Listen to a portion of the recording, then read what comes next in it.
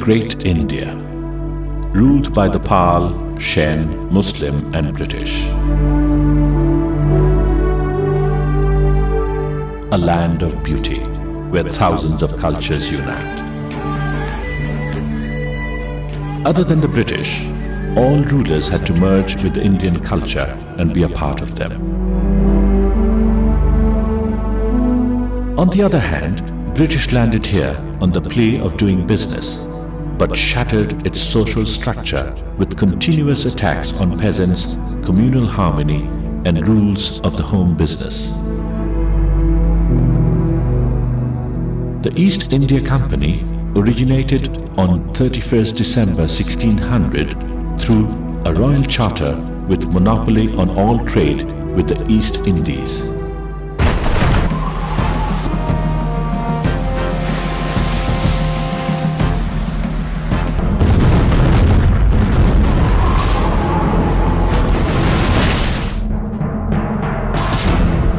The company's ships first arrived at Surat in 1608. Sir Thomas Roe gained permission to establish a factory at Surat from Mughal Emperor Jahangir in 1615. Gradually, the British set up numerous trading posts along the east and west coasts of India.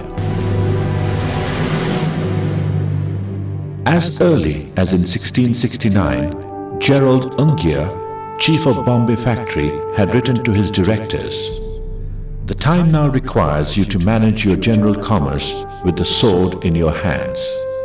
So from then, they were looking for establishing their route here in India, even at the cost of bitter fights. With the continuation, in 1717, the company achieved the most critical success when it received a dastak or royal edict from the Mughal emperor exempting the company from the payment of custom duties in Bengal, Bihar and Orissa.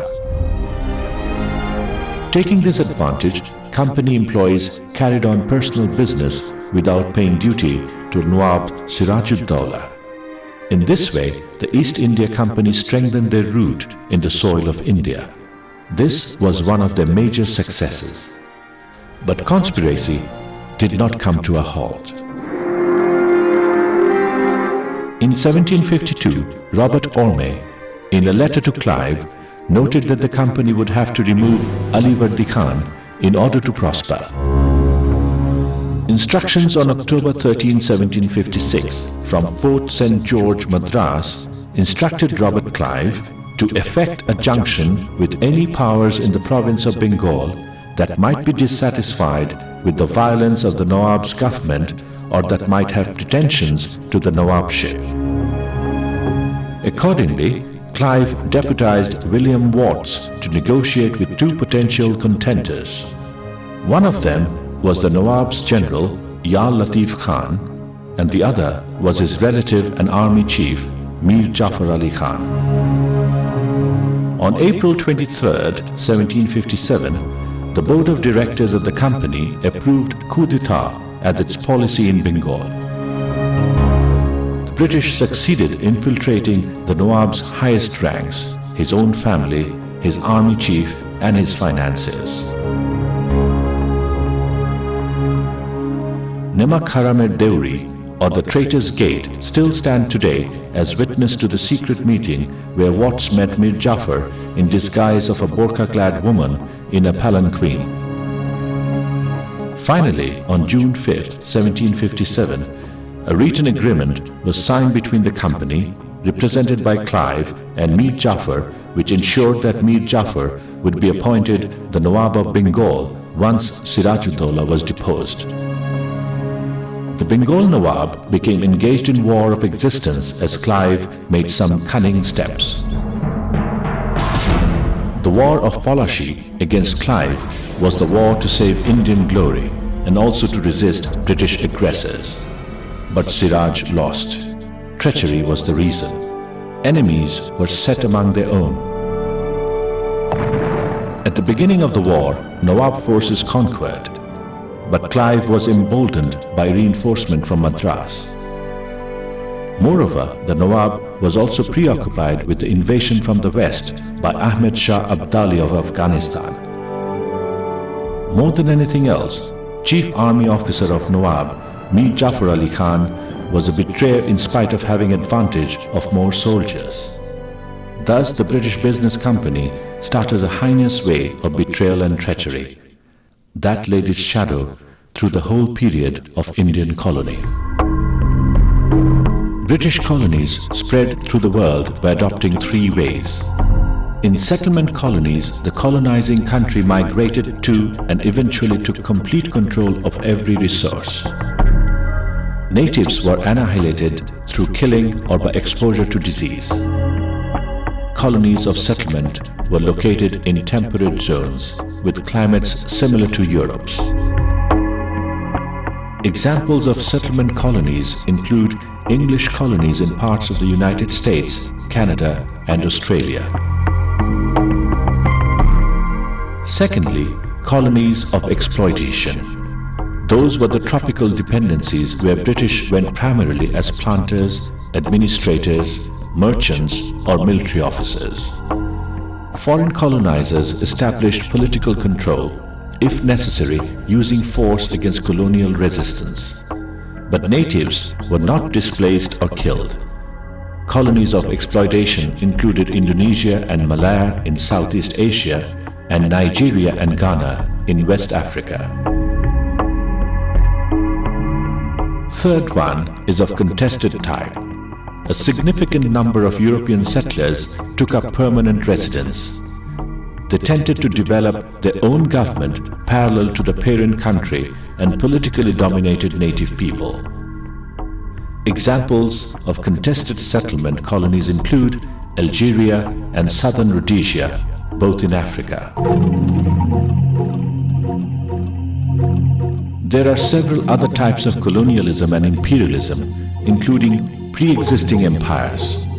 Pre-existing empires were or had been powerful states that possessed a large population, strong political structures, and a sophisticated economy.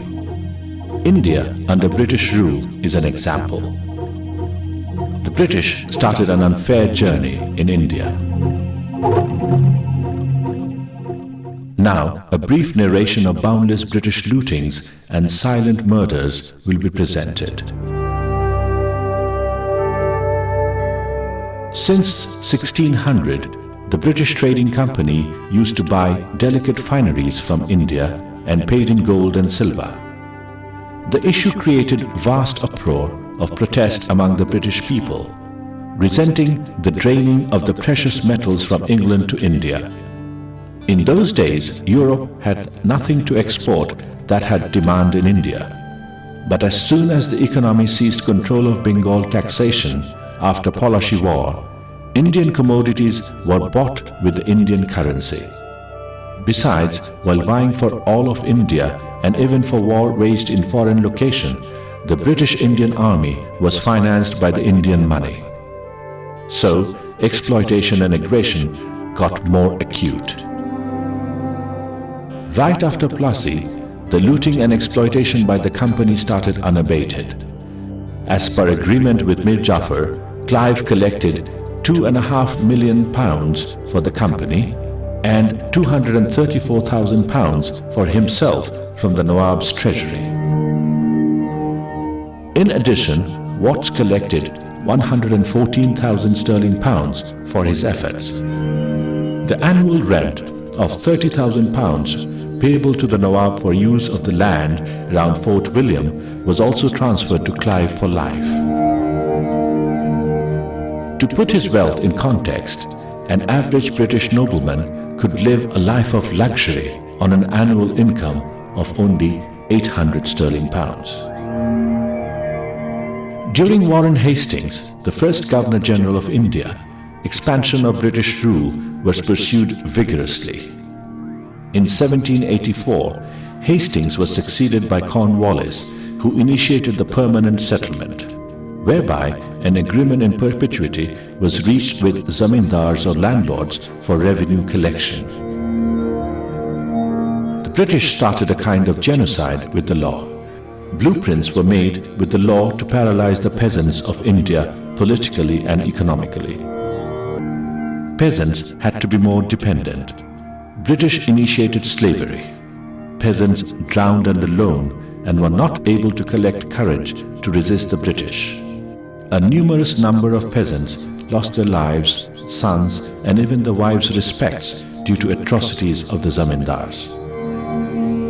This British-imposed mute genocide made the Indian social structure collapse. During Wellesley, total British territorial expansion was achieved.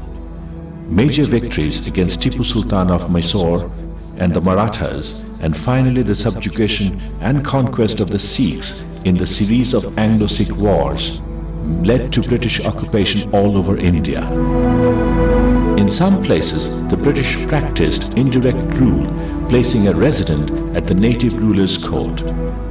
By Lord Dalhousie's notorious doctrine of lapse, native states became part of British India if there was no male heir at the death of the ruler.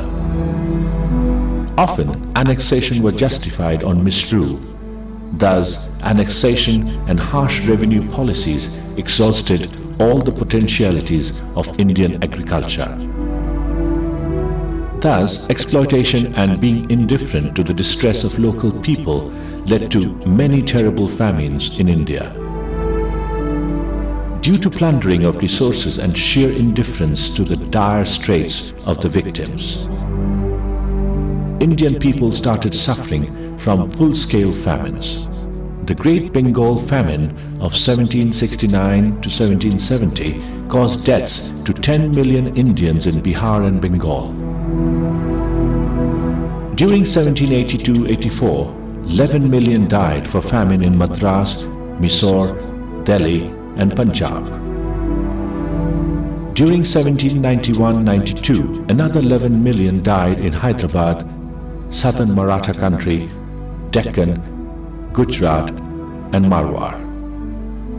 The Agra famine of 1837-38 caused 800,000 deaths.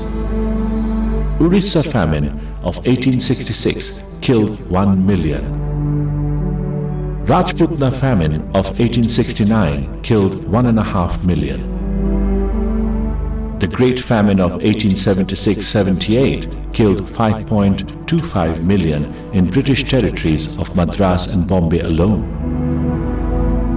The Bengal Famine of 1943 killed 3 million in Bengal. All through the 190 years of British rule, economic exploitation continued, reflecting the fate of a pre-existing colony of exploitation. How should we label this? Isn't this genocide? Of course it is. Indirect genocide done by the British.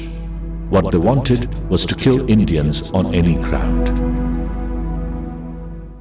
Thus, for almost 200 years, wealth from India was systematically transferred to Britain. British banks used Indian capital to fund industry in the US and elsewhere in Europe. Industrial revolution and modern capitalism in the West were based on the colonization of India.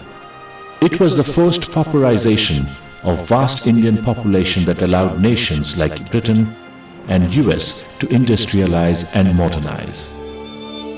This capital was collected through various means, including uneven trades, forced use of land and labor, great remittance of Indian income, and excessive extraction from the common Indians.